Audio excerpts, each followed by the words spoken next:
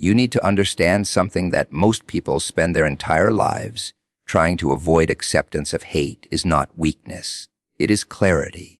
From the very beginning, society teaches you a dangerous illusion that if you behave correctly, speak politely, follow the rules, and keep everyone comfortable, you will be accepted. You will be liked. You will be respected. But life doesn't work that way. It never has. The truth is far more uncomfortable. And once you see it clearly, you can never unsee it. No matter what you do, someone will dislike you for it. If you are kind, they will call you fake. If you are honest, they will call you rude. If you are confident, they will call you arrogant. If you stay silent, they will say you are weak. If you speak loudly, they will say you are annoying. If you succeed, they will say you were lucky. If you fail, they will say you deserved it. Do you see the pattern? The rules keep changing, but the judgment never stops. That is the first truth you must accept. Hate is not always a reflection of your actions. Most of the time, it is a reflection of other people's insecurities, expectations, and inner chaos. People project what they cannot control within themselves onto others, and you become the screen on which they project their frustration. Once you understand that, you stop taking everything personally. But acceptance is not just understanding. It is emotional surrender to reality. It is the moment you stop fighting a battle you were never meant to win. Because the moment you start living for approval, you enter a prison with invisible walls. You start measuring every word before speaking. You start editing your personality. You start shrinking your ideas so they fit inside someone else's comfort zone. And slowly, without even noticing, you disappear. That is the cost of trying to be liked by everyone. You lose yourself to people who don't even know who they are. Now listen carefully.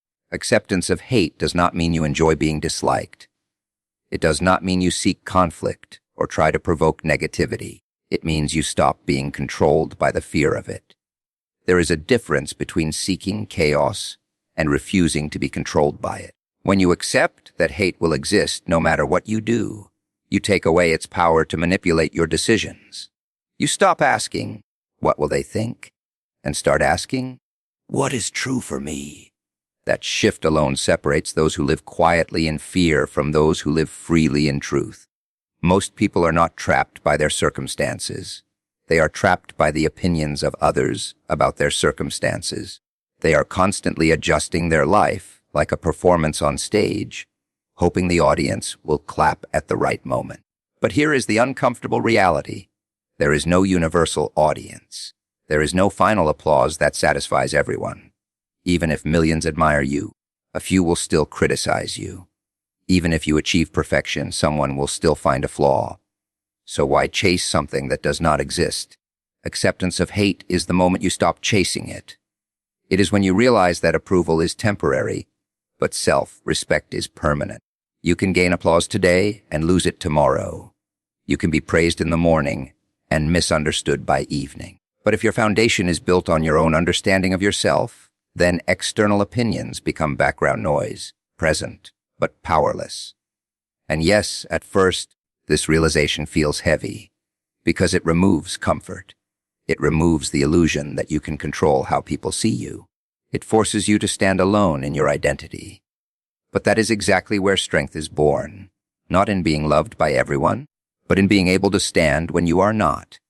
There will be moments when hate feels personal, when words sting deeper than expected, when rejection feels like proof that you are not enough.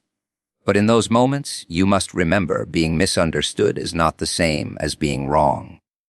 In fact, most people who challenge norms, who think differently, who break patterns, they are misunderstood before they are recognized. Hate often arrives early. Understanding comes later, sometimes much later. If you wait for everyone to approve of your path, you will never begin walking it, because every meaningful direction in life has been questioned at some point. Every strong voice has been criticized before it was respected. Every bold action has been labeled as wrong before it was called necessary.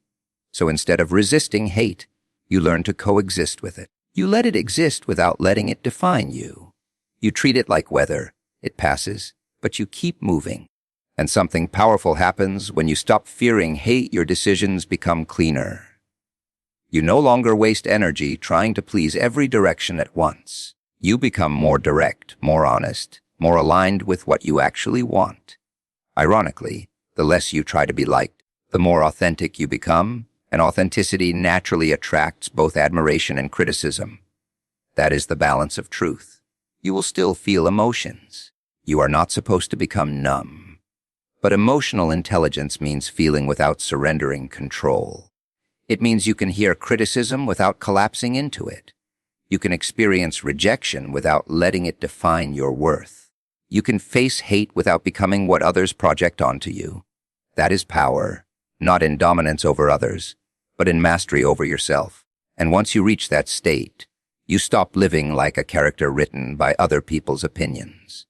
You start writing your own role. You stop asking for permission to exist in your own life. Because at the end of the day, acceptance of hate is not about becoming harder. It is about becoming free. When you stop needing to be understood by everyone, something strange happens. You start to feel lighter, even in situations that used to crush you. Freedom in being misunderstood is not about giving up on communication or isolating yourself from people. It is about releasing the exhausting demand that others must fully get you in order for your life to be valid. Most people grow up believing a silent rule, and if I explain myself well enough, people will understand me, and if they understand me, they will accept me. So they spend years polishing their words, adjusting their behavior and softening their truth just to avoid being misread. But life does not follow that promise. You can explain yourself perfectly and still be misunderstood. You can act with good intentions and still be judged incorrectly. You can speak clearly and still be reduced to something you are not. That is where frustration begins, when reality refuses to match expectation. But there is a turning point, and it comes when you realize this: being understood is not fully in your control, but being authentic is. And once you separate those two things, your entire emotional structure changes. Misunderstanding is not always failure. In fact, it is often inevitable when you are growing, changing, or thinking differently from the people around you. People interpret others through their own experiences, fears, and limitations. They don't see you directly. They see a filtered version of you shaped by their own mind. So when someone misunderstands you, it is not always a statement about your identity. It is often a reflection of their perception. This realization removes a heavy burden, the need to constantly correct every wrong opinion about you. Because if you try to fix every misunderstanding, you lose your direction. You begin living as a responder instead of a creator. Someone says something false about you, and instead of continuing your path, you stop to chase their interpretation. Another person judges you, and instead of progressing, you pause to repair their imagination of you. Slowly, your life becomes reactive instead of intentional. Freedom begins when you stop letting other people's interpretations dictate your next move. There is a deeper layer to this freedom as well. Misunderstanding is uncomfortable because it creates distance between who you are and how you are perceived. But that distance is not always a weakness. It can also be protection. Not everyone deserves full access to your inner world. Not everyone has the emotional capacity, wisdom, or honesty to interpret you correctly. And expecting universal understanding is like expecting every stranger to read the same book and arrive at the same meaning. It is unrealistic. So instead of fighting misunderstanding, you begin to choose where clarity matters and where it does not. You stop over-explaining yourself to people committed to misunderstanding you. You stop performing emotional labor for those who only listen to respond, not to understand. And you save your energy for those rare connections where understanding is mutual and genuine. That shift alone creates emotional space you did not know you were missing. But there is also a psychological challenge here. When you are misunderstood, the mind often wants to correct it immediately. There is a pressure to prove, to defend, to clarify, to be seen correctly. It feels like injustice, but not every misunderstanding needs a reaction. Some misunderstandings dissolve with time.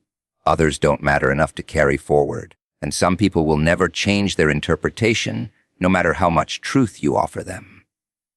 Learning this is painful at first, but it becomes liberating later. Because once you stop chasing universal understanding, you become more focused on universal alignment with your own values, your own direction, your own purpose. You stop asking, do they see me correctly? And start asking, am I staying true to what I know is right? That is where internal stability begins. There is also something powerful that happens in silence. When you are misunderstood, and you do not rush to correct every narrative, you create space for your actions to speak over time. Truth does not always need immediate explanation. Sometimes it needs consistency. Over time, real patterns reveal themselves. People may misunderstand you in the beginning, but they cannot misunderstand consistent reality forever. Still, freedom in being misunderstood is not about indifference. It is about emotional control. It means you can care without being consumed. You can value relationships without becoming dependent on perfect perception. You can feel the discomfort of being misread without letting it distort your identity. Because identity is not something others assign to you. It is something you maintain internally, regardless of external confusion. And here is the most important part. The fear of being misunderstood often keeps people small. They avoid expressing bold ideas because they might be misinterpreted. They avoid taking unconventional paths because others might not understand. They hide parts of themselves just to maintain approval. But in doing so, they slowly erase their uniqueness to maintain comfort in perception. Freedom breaks that pattern. When you accept that misunderstanding is part of being human, you stop filtering your life through the approval of others. You speak more honestly. You act more directly. You make decisions based on truth rather than perception management. And even if people misunderstand you in the moment, you trust that time will reveal what is real and what is not. In the end, freedom in being misunderstood is not about disconnecting from people. It is about reconnecting with yourself so strongly that external confusion no longer shakes your foundation. It is the ability to stand firm in your direction even when others are reading your story incorrectly. Because the truth is simple. You were never meant to be perfectly understood by everyone. You were meant to be real. Turning pain into power is not a motivational phrase. It is a survival skill. It is what separates those who break from what happens to them from those who rebuild from it. Pain will come to everyone. Loss, betrayal, rejection, failure, disappointment. These are not rare events. They are part of the human experience. The real difference is not who avoids pain, but who learns how to use it. At first, pain feels like something that happens to you. It arrives without permission, without warning, and it changes your emotional state instantly. It makes you question your value, your choices, your past, and sometimes even your future. In that moment, pain feels like a final verdict. It convinces you that something is ending, not just a situation, but a part of you. But that is the first illusion pain creates. It makes itself look permanent. In reality, pain is information in its rawest form. It shows you where something mattered. You don't feel deeply about things that are meaningless to you. You don't break over things you never cared about. So pain, in a strange way, is proof of emotional investment. It exposes attachment, expectation, and vulnerability. And while that exposure feels uncomfortable, it also gives you clarity. Most people misunderstand pain because they treat it as an enemy. They try to escape it, suppress it, distract themselves from it, or numb it. But unprocessed pain does not disappear. It mutates. It turns into anger, bitterness, fear, or insecurity. And when pain is ignored, it starts controlling decisions silently. You begin to avoid situations not because they are dangerous, but because they resemble something that once hurt you. That is how pain quietly limits life. Turning pain into power begins when you stop running from it and start studying it, not obsessing over it, not drowning in it, but understanding it. You ask, what exactly hurt me? Why did it affect me this deeply? What expectation was broken? What belief was challenged? What part of me felt threatened? These questions are uncomfortable, but they turn emotional chaos into insight. Because once you understand pain, it loses its ability to confuse you. And when confusion disappears, control begins to return. Power does not come from pretending nothing hurts. That is suppression, not strength. Real power comes from transforming emotional energy instead of wasting it. Pain carries enormous energy, psychological, emotional, even physical tension. If that energy is left unused, it turns inward and becomes self-destruction, overthinking, self-doubt, emotional paralysis. But if that same energy is redirected, it becomes focus, discipline, and drive. Think of pain like pressure. Pressure can crush, or it can create structure. The same force that breaks something weak can also forge something strong, depending on how it is handled. The transformation begins when you stop asking, "Why did this happen to me?" and start asking, "What can this make me become?" That question alone changes your position from victim to builder. There is a moment in every painful experience where you have a choice. Either let it define you, or let it refine you.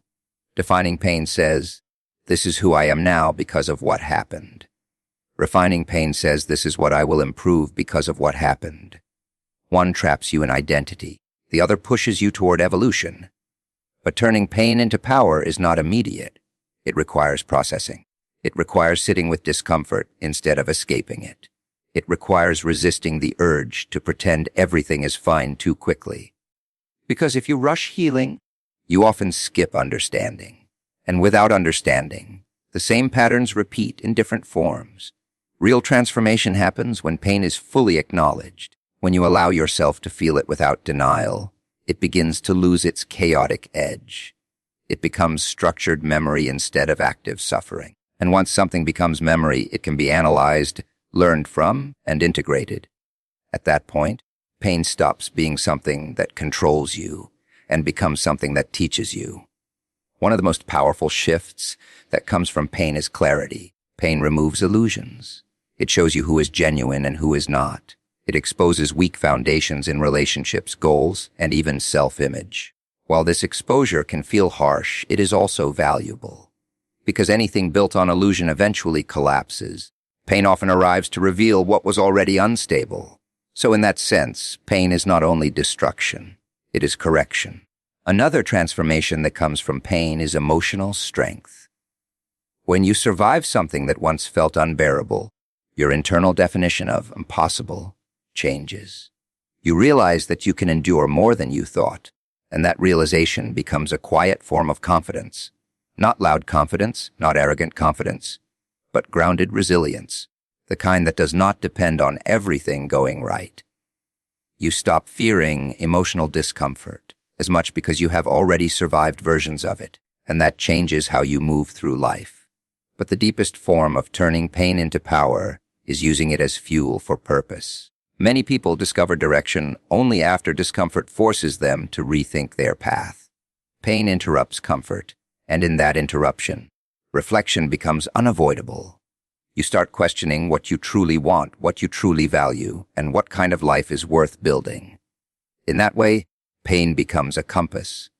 Not because it shows you where to go directly, but because it shows you where you can no longer stay. However, there is an important warning hidden in this process. Turning pain into power does not mean becoming emotionally closed. It does not mean building walls around your heart or pretending nothing affects you. That is not transformation. That is shutdown. Real power is not emotional absence. It is emotional mastery. You still feel, but you are no longer controlled by what you feel. You still experience pain, but you are no longer destroyed by it. Over time, something subtle changes in people who learn this skill. They become calmer in situations that used to overwhelm them. They respond instead of react. They observe instead of collapse. They carry intensity without losing direction. And most importantly, they stop seeing pain as a sign of weakness and start seeing it as raw material for growth. Because the truth is simple: pain is unavoidable, but suffering is negotiable. One is an event, the other is a response. Turning pain into power is the decision to respond instead of collapse. It is the decision to extract meaning instead of losing identity. It is the decision to build something stronger from what once broke you. And once you learn that, pain no longer feels like the end of your story. It becomes the beginning of a stronger one. Emotional control is strength, but not the fake kind where you pretend nothing affects you. That is suppression, and suppression always collapses sooner or later. Real emotional control is something far deeper. It is the ability to feel everything fully without letting those feelings take command of your decisions, your identity, or your direction in life. Most people misunderstand emotions because they think emotions are instructions. Something happens, and the emotion rises, and immediately the mind says, I must act on this. Anger says fight. Sadness says withdraw. Fear says escape. Anxiety says overthink. But emotions are not commands. They are signals. And confusing signals with commands is where people lose control of themselves. Emotional strength begins the moment you separate what you feel from what you do. Because feelings are temporary. They rise, they peak, and they pass. But actions create consequences, and consequences shape your life. If every emotional wave controls your behavior, then your life becomes unstable, constantly shifting based on internal weather. One moment you are confident, the next you are insecure. One moment you are focused, the next you are distracted by frustration. There is no stability in that pattern. Emotional control is the ability to stay steady while the internal storm passes through. It does not mean the storm disappears. It means you are no longer destroyed by it. One of the biggest sources of emotional weakness is immediate reaction. People react because they want relief. They want to release tension instantly, so they speak without thinking, decide without reflecting, and act without observing the full situation. But most impulsive reactions are not powerful. They are regret in disguise. They feel strong in the moment but create weakness over time. Strength is not in reacting fast. Strength is in pausing long enough to choose correctly. That pause is where control lives. And in that pause, something powerful happens. Awareness enters the space between emotion and action. Instead of being carried by anger, you observe it. Instead of being drowned in sadness, you recognize it. Instead of being pushed by fear, you question it. And once you can observe your emotions instead of becoming them, you are no longer fully controlled by them. You become the witness of your internal world instead of the prisoner of it. Emotional control also means understanding that not every feeling deserves expression in the same way. Some emotions are meant to be processed internally, not broadcast externally. Not every insult needs a response. Not every provocation needs engagement. Not every internal disturbance needs immediate external action. Silence in many situations is not weakness, it is regulation. But this kind of silence is not emotional emptiness. It is emotional discipline. Because uncontrolled emotion is loud, but controlled emotion is precise. Another important part of emotional control is learning how to sit with discomfort without escaping it. Most people try to avoid uncomfortable feelings as quickly as possible, through distraction, validation, seeking anger, or withdrawal. But avoidance does not remove emotions, it delays them. And delayed emotions often return stronger and more chaotic. True strength is the ability to remain present with discomfort long enough for it to lose its intensity. When you stop running from your emotions, you start understanding them. And understanding reduces their power over you. You begin to notice patterns, what triggers you, what affects your thinking, what situations destabilize you. This awareness is not weakness, it is intelligence. Because once you understand your triggers, you can prepare for them instead of being surprised by them. Emotional control is not about never feeling anger, sadness, or fear. It is about not letting those emotions rewrite your identity. You can feel anger without becoming destructive. You can feel sadness without becoming hopeless. You can feel fear without becoming paralyzed. The emotion is real, but it does not get final authority over your choices. That distinction is where maturity begins. And as emotional control develops, something subtle changes in how you see yourself. You stop being a reaction-based person and start becoming a decision-based person. Your identity is no longer shaped by emotional fluctuations, but by consistent values and principles. You begin to act based on who you want to be, not based on what you are temporarily feeling. That is when internal stability starts forming. Another layer of emotional strength is understanding that not every battle deserves your energy. Emotional control includes emotional selection, the ability to decide what is worth engaging with and what is not. Many conflicts exist only because someone decided to respond. Many arguments grow only because both sides refused to step back. But not every situation needs your full emotional investment. Some things are designed to pull you into chaos. Emotional control is knowing when not to enter. There is also a deeper psychological shift when you gain control over your emotions. You stop needing external validation to regulate your internal state. People who lack emotional control often depend heavily on outside reactions, approval, attention, recognition, to feel stable. But when you are emotionally grounded, your stability comes from within, not from the fluctuating opinions of others. This creates independence, not just physical independence, but psychological independence. And psychological independence is what makes a person difficult to manipulate, influence, or destabilize. However, emotional control should never be confused with emotional suppression. Suppression is when you bury emotions and pretend they do not exist. Control is when you acknowledge emotions, but choose how to respond to them. Suppression creates pressure. Control creates clarity. Suppression leads to sudden breakdowns. Control leads to steady resilience. One is avoidance.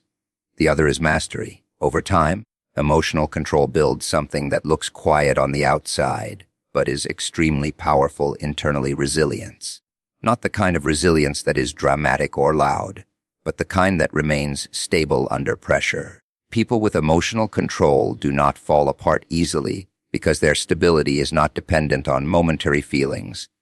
They are aware of their emotions, but not ruled by them. And this is where true strength reveals itself, not in how intensely someone feels, but in how wisely they respond to what they feel. Because in the end, emotional control is not about becoming less human. It is about becoming fully human without losing yourself in the chaos of being human. Creating your own identity is one of the most difficult things a person can do, because it requires you to step outside the invisible system that most people live inside without even noticing. From the moment you are born, identity is not fully yours. It is assigned, shaped, and influenced. Family expectations, society's definitions of success, cultural pressure, peer judgment, and online comparison all slowly build a version of you that may not actually belong to you. At first, it doesn't feel forced. It feels normal.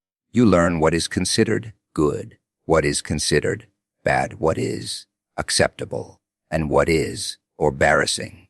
You start adjusting yourself accordingly. You repeat what gets approval. You hide what gets criticism. And over time, you begin to confuse approval with identity. You start believing that the version of you that gets accepted is the real you. But it is not. It is a carefully adjusted version designed for survival in opinions, not for truth in existence. Creating your own identity begins the moment you question that pattern.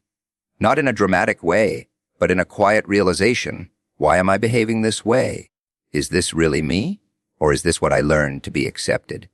That question alone begins the separation between who you are and who you were trained to be. Most people never ask it, because asking it is uncomfortable.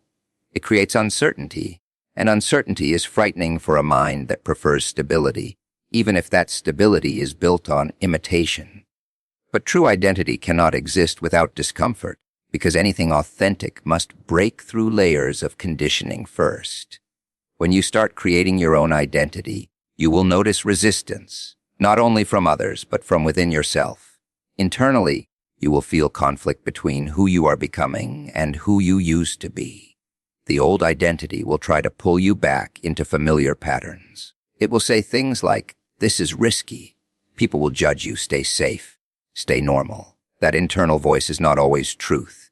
It is familiarity pretending to be wisdom. But familiarity is not the same as authenticity. And most people choose familiarity because it feels safer, even when it limits them. To create your own identity, you must accept a hard reality. Not everyone will understand the version of you that is not designed for their comfort. People become attached to the version of you they know. When you change, they may resist it. Not because you are wrong, but because your growth disrupts their expectations. They prefer consistency over evolution. That is why identity creation often feels like isolation at first. You begin to lose alignment with certain environments, conversations, and even relationships, not because you are rejecting people, but because you are no longer fitting into roles that were never truly you. And that can feel like loss, even when it is actually progress. Because what you are losing is not your identity, it is your limitation. Creating your own identity requires one key shift. You stop asking, "How do they see me?" and start asking, "Who am I when no one is defining me?" That question is uncomfortable because it removes external reference points. You are no longer measuring yourself through approval or rejection. You are building internal reference points. Values, principles, direction, discipline, and truth. Identity built on external validation is unstable. It changes every time opinion changes. But identity built internally becomes grounded. It does not collapse when misunderstood. It does not disappear when criticized. It does not inflate when praised. It remains consistent because it is not dependent on external reaction. One of the most powerful parts of creating your own identity is experimentation. You cannot discover yourself by staying the same. You discover yourself by trying, failing, adjusting, and refining. Every experience reveals something. What feels right, what feels forced, what aligns with you, and what drains you. Identity is not something you find fully formed. It is something you shape through continuous interaction with life. But experimentation requires courage because every attempt carries the risk of judgment. And most people avoid that risk by staying predictable. Predictability feels safe, but it also keeps identity frozen. Nothing new is discovered in repetition. When you start building your identity intentionally, you also begin to understand the difference between influence and imitation. Influence is learning from others while still remaining yourself. Imitation is copying others to become acceptable. Many people confuse the two. They look at someone confident, successful, or respected and try to copy the surface without understanding the internal structure behind it. But copying behavior does not create identity. It creates dependency. Real identity is not borrowed, it is built. And as you build it, something important happens. Your standards begin to change. You start rejecting things that do not align with your direction, even if they are popular. You stop participating in things just because everyone else is doing them. You become more selective with your time, your energy, your attention, and even your emotions. This selectiveness is not arrogance, it is alignment. Because identity is not only about who you are, it is also about what you refuse to become. There will be moments when your identity feels unclear. That is part of the process. Identity is not a fixed image, it is an evolving structure. Confusion is not failure, it is transition. It means you are no longer what you were, but not fully what you are becoming yet. Many people panic in this phase and return to old patterns just to feel stable again. But if you stay in the process, clarity begins to form naturally over time, and slowly, something changes. You stop performing yourself and start living yourself. That is the real shift. You stop acting in ways that look acceptable and start acting in ways that feel aligned. You stop chasing roles and start building direction. You stop shaping yourself for approval and start shaping yourself for truth. Creating your own identity is not about becoming different for the sake of being different. It is about becoming real in a world that constantly pressures you to become something convenient. It is the decision to exist as yourself even when that version is not immediately understood. Because in the end, identity is not given. It is built, protected, and lived by you. Rising beyond the fear of judgment is not about becoming fearless in a dramatic way. It is about becoming so grounded in yourself that other people's opinions lose their authority over your direction. Most people think they are free, but they are quietly living inside invisible boundaries drawn by judgment. They don't cross certain lines, not because they cannot, but because they are afraid of what others will say, think, or assume. That is how fear of judgment controls life, silently, consistently, and deeply. It does not always stop you completely. Sometimes it only adjusts you slightly. It makes you hesitate before speaking. It makes you filter your thoughts before expressing them. It makes you choose safer paths instead of meaningful ones. It makes you stay quiet when you want to speak. It makes you shrink when you are meant to expand. And over time, these small adjustments build a life that feels less like expression and more like permission seeking. The most dangerous part of judgment is not the judgment itself. It is how quickly you begin to internalize it. At some point, you stop waiting for others to judge you and start judging yourself on their behalf. You imagine reactions before they even happen. You simulate criticism in your mind and adjust your behavior in advance. You become your own audience, your own critic, and your own limiter. And without realizing it, you begin to live a life designed not for truth, but for approval management. But here is the reality most people avoid facing. Judgment is unavoidable. No matter what path you choose, someone will disagree with it. If you stay safe, people will call you unambitious. If you take risks, people will call you reckless. If you speak openly, people will call you arrogant. If you stay silent, people will call you weak. There is no version of life where judgment disappears. So the real question is not, how do I avoid judgment? The real question is, why am I letting something unavoidable control my choices? Rising beyond fear of judgment begins when you stop treating opinions as authority. Opinions are not facts, they are reflections. A perspective, background, emotion, bias, and limitation. When someone judges you, they are not describing your full reality. They are describing their interpretation of a moment, filtered through their own experience. And yet, most people give these interpretations too much power. They allow temporary reactions from others to define permanent decisions in their own life. That imbalance is where fear grows. To rise beyond it, you must slowly rebuild your internal hierarchy of value. At the top of that hierarchy must be your own clarity.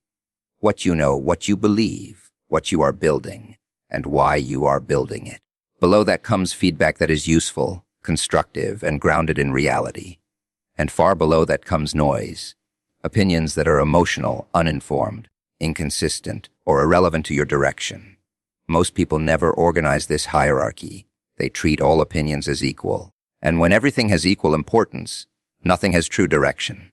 Fear of judgment also thrives on imagination. Often, what you fear is not even what people actually say. It is what you think they might say. The mind exaggerates reactions, amplifies criticism, and creates worst-case scenarios that rarely match reality. You are not only dealing with actual judgment, you are also dealing with anticipated judgment. And anticipated judgment is often more powerful because it is self-generated. That means a large part of your limitation is not external, it is mental simulation. When you begin to observe this, something shifts. You realize that most people are too focused on themselves to constantly analyze you. They have their own insecurities, responsibilities, distractions, and concerns. The spotlight you feel on yourself is often much stronger in your mind than it is in reality. And understanding this reduces the psychological pressure of being watched all the time. But even after this understanding, fear does not disappear instantly. It weakens gradually as you expose yourself to situations where judgment exists and choose not to obey it. Every time you speak honestly despite discomfort, you weaken the fear. Every time you act according to your values instead of expectations, you strengthen your independence. Every time you survive judgment without collapsing, you train your mind to stop treating it as danger. This is how freedom is built, not through theory, but through repeated experience. Rising beyond judgment also requires accepting a difficult truth. Not everyone will understand your path, and that is not a failure of communication. It is a difference in perspective. People interpret life through their own limitations. Some will not see your vision because they have never imagined something similar. Some will not support your choices because they are unfamiliar with risk or change. And some will judge simply because they are uncomfortable with anything that challenges their worldview. If you wait for universal understanding, you will delay your life indefinitely. Another important step in rising beyond judgment is detaching your self-worth from external evaluation. When your value depends on approval, every opinion becomes powerful enough to shake your confidence. But when your value is internally defined, opinions become informational instead of emotional. They may still be heard, but they no longer define you. This does not mean ignoring feedback completely. It means filtering it properly. Growth requires awareness, but awareness is different from dependence. You can listen without absorbing. You can observe without becoming. You can consider without surrendering control. As fear of judgment decreases, something else begins to emerge: authenticity. You start expressing yourself more naturally. You stop overthinking every interaction. You stop editing your personality for different audiences. You stop living in constant performance mode. And in that space, your actions become more aligned with who you actually are, not who you think others want you to be. Authenticity is not loud. It is consistent, and consistency is what builds real confidence over time. There is also a quiet power that develops when you stop fearing judgment. Resilience. Because once you realize that judgment cannot truly harm your identity, you stop breaking every time it appears. Criticism becomes something you can process instead of something that defines you. Rejection becomes feedback instead of identity damage. Misunderstanding becomes temporary instead of personal failure. You stop collapsing under perception and start standing on principle. Eventually, something changes at a deeper level. You stop asking for permission to exist in your own life. You stop adjusting your path to avoid discomfort. You stop shrinking your potential to match expectations. And you begin to move with a kind of quiet certainty.